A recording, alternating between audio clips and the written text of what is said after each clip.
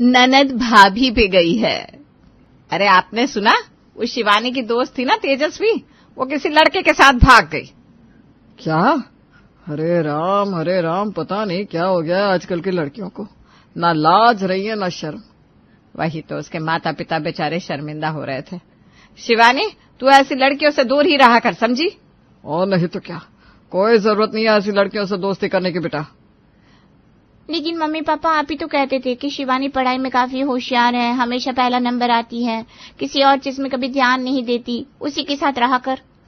अरे वो तो पढ़ाई के लिए कहते थे ना, इन कामों के लिए थोड़ी, जहां वो लड़के के साथ भाग जाए। अरे तो पता कैसे चलेगा कि लड़की अच्छी कैसी होती है? अरे शिवानी बेटा, लड़की का चरित्र देखना होता है, गुण देखने होते हैं। और वो कैसे दिखते हैं? अरे ये भोली की भोली रह गई हमारी शिवानी, किसको कैसे परखना है इसे आज तक नहीं आया। जो लड़की संस्कारी हो, जिसका खानदान संस्कारी हो, पढ़ी लिखी भी हो, लेकिन साथ ही साथ घर को संभालना भी आता हो, सबकी सेवा करती हो, बड़ों का आदर करती हो, उसे कहते हैं एक सर्वगुण संपन्न लड़की। तो मैं ऐसी लड़कियों का ही संग करना चाहिए। हाँ बेटा, ऐसी लड़कियां ही एक अच्छे घर की बहू बन सकती है, ना कि तुम्हारी दोस्त तेजस्वी जैसी। अब मुझे समझ में आ गया, अब से मैं ऐसी लड़की को ही फॉलो करूंगी जिसमें ये सारे गुण होंगे। हाँ, ये हुई ना बात।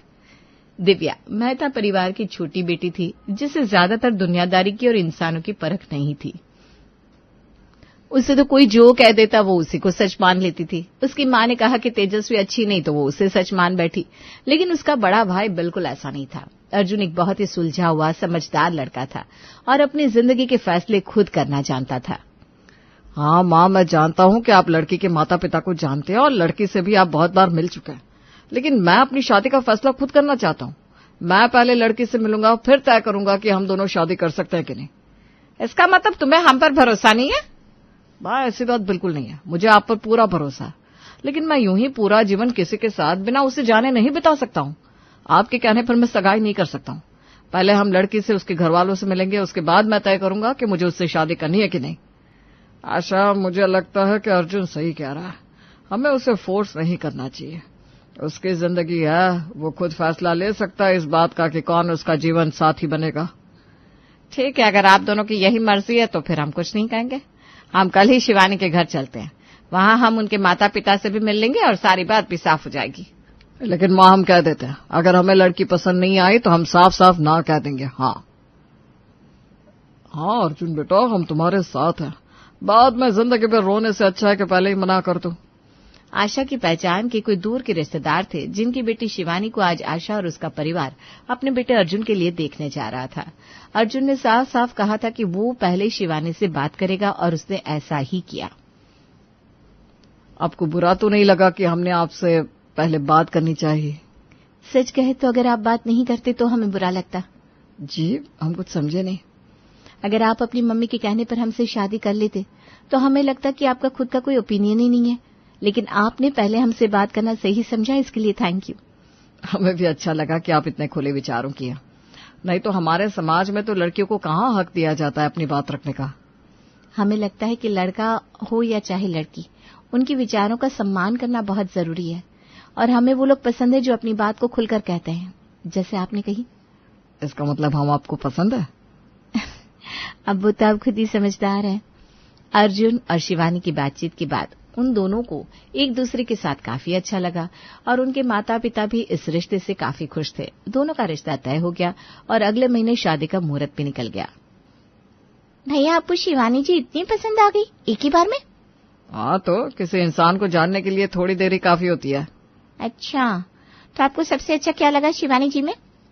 मुझे उनमें सबसे अच्छा ये लगा कि वो पढ़ी लिखी है, फिर भी बिगड़ी हुई नहीं है, उनमें घमंड नहीं है। जो कहती हैं बहुत साफ साफ और स्पष्ट शब्दों में कहती हैं। उनके विचार खुले हुए हैं, लेकिन फिर भी मर्यादा है बातों में। ऐसी लड़कियां आजकल बहुत कम मिलती है छोटी। भैया, आपने सही कहा, ऐसी लड़कियां बहुत कम होती है आजकल, तभी मम्मी पापा को भी शिवानी जी इतनी पसंद आ गई थी। सही कहा, लेकिन तू ये क्या शिवानी जी किए जा रही है? अब वो तेरी भाभी है, भाभी बोलने की आदत डाल ले। हाँ भैया, भाभी बन गई अब वो मेरी, मैं भी उनकी तरह ही बनूंगी। शिवानी के बारे में सुनकर दिव्या को भी बड़ा ही अच्छा लगा। उसे लगा सच में कोई लड़की ऐसी होनी चाहिए, इसलिए उसने तय किया कि अब वो भी शिवानी यानी कि अपनी भाभी के नक्शे कदम पर चलेगी। आओ आओ शिवानी बहू, तुम्हारा आज पहला दिन है तुम्हारे ससुराल में, सबके पांव छूकर आशीर्वाद ले लो। जी बुआ जी, प्रणाम बुआ जी, प्रणाम मम्मी जी। प्रणाम बुआ जी, प्रणाम मम्मी। अरे दिव्या बेटा, तू क्यों सबके पांव छू रही है? मैं भी भाभी की तरह सब कुछ सीखना चाहती हूँ ना बुआ जी। हाँ, ये तो अच्छी बात कही तूने बिटिया। तुझे भी ससुराल जाना है, लेकिन मायके में बेटियां पांव नहीं छूती। अच्छा, भाभी बुआ जी सच कह रही हैं क्या? अरे अपनी भाभी से क्या पूछ रही है? तुझे क्या लगता है वो हमसे ज्यादा जानती है? नहीं नहीं बुआ जी, आपको तो इतना अनुभव है, हम तो आपके आगे कुछ भी नहीं है। दिव्या बुआ जी सही कह रही हैं, लड़कियां मायके में पांव नहीं छूती। अच्छा, अगर भाभी कह रही है तो सच्ची होगा, क्योंकि वो तो सर्वगुण संपन्न है। आशा, ये क्या पट्टी पढ़ा दी नई बहू ने इसे क्या लगता है कि हमें कछु आता नहीं क्या? हमने यूं ही धूप में बाल सफेद किए हैं। नहीं नहीं जीजी, आपको तो पता है ना दिव्या का बचपना है। अभी नई नई भाभी आई है, उसके साथ थोड़ा लगाव ज्यादा हो गया है, बस और कुछ नहीं। हाँ बुआ जी, हमने कोई पट्टी नहीं पढ़ाई दिव्या को, वो तो बस हमसे कुछ ज्यादा ही प्यार करती है ना दिव्या? हाँ वो तो है, हम तो जिंदगी में भाभी की तरह बनना चाहते हैं। मतलब भाभी की तरह बनना चाहती हो? हम इस घर की बिटियां हैं, तुम्हें तुम्हारे बुआ की तरह बनना चाहिए कि कल की आई बहू की तरह, जिसे आए ससुराल में बस एक दिन हुआ है। ये पहले ही दिन हमें सबका दुश्मन बनाने पे तुली है। हे भगवान, बुआ जी को लगेगा कि हमने इसे भड़काया है। भाभी हमारी रोल मॉडल है वो तो। क्या तुम भी दिव्या, क्या मजाक करिए बुआ जी के साथ। अरे ये तो कह रही थी कि हमारी बुआ जी तो एक नंबर है, हम तो उनके साथ ही रहकर सब कुछ सीखना है। अच्छा, ऐसा कह रही थी हमारे बारे में दिव्या बिटिया। अब वो तो खुद की क्या तारीफ करे, हम यूं तो बहुत कुछ आता है। कभी बताएंगी तुम्हें हमारे बारे में विस्तार से। जी जी बुआ जी, हमें भी ना आपसे बहुत कुछ सीखना है। देखा कितनी टैलेंटेड है, कैसे बुआ जी को बॉटल में उतार दिया। क्या कहा? सत्यानाश। दिव्या शिवानी की हार्डकोर फैन तो बन गई थी, लेकिन उसके साथ साथ उसके गले की मुसीबत भी बन गई थी। दिव्या की वजह से शिवानी बुआ की नजर में तो गिर ही गई, लेकिन अब दिव्या उसके साथ साथ साये की तरह रहने लगी थी। सजना है मुझे सजना के लिए सजना। दिव्या, तुम यहाँ दरबान की तरह क्यों खड़ी हो? वो तो हमें देखना था आप नहाने की रात तैयार कैसे होती हैं। क्या क्या मतलब कैसे तैयार होती हूँ? जैसे सब लोग होते हैं वैसे होती हूँ?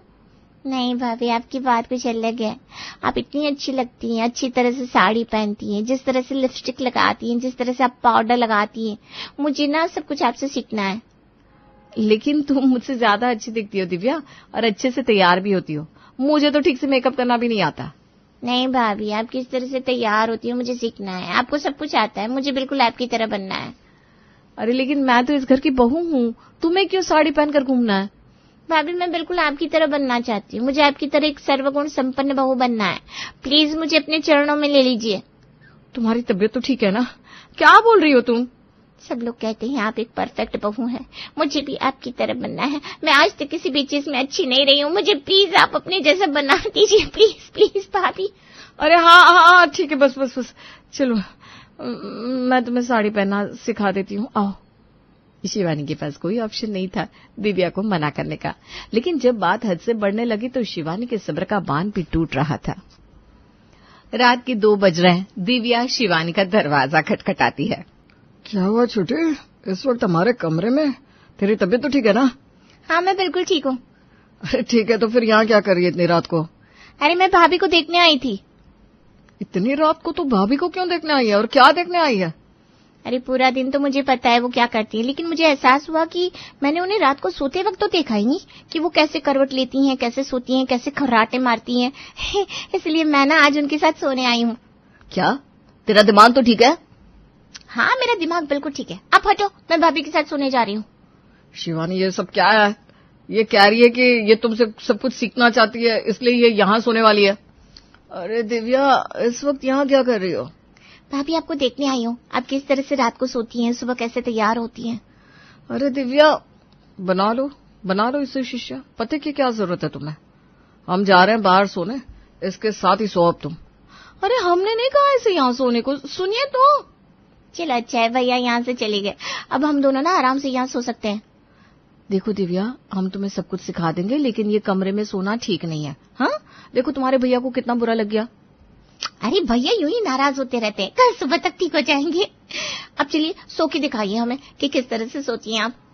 अरे ये तो हमारा तलाक करवा के ही मानेगी। भाभी सोइए ना, हम आपको देखते हैं। चलिए।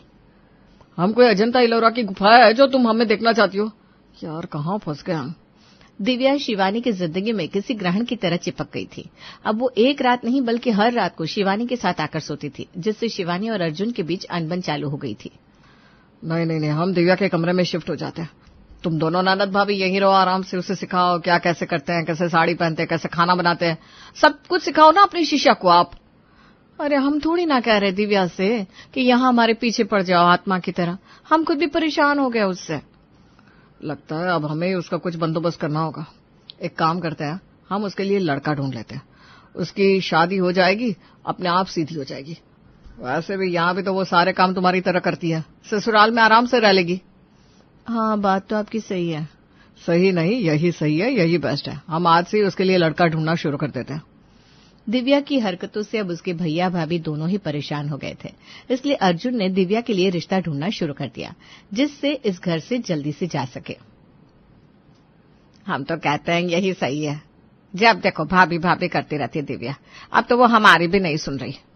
ननद भाभी की तरह तो बन गई, अब उसकी शादी हो जाएगी तो उसका सपना भी पूरा हो जाएगा, भाभी की तरह बहू बनने का।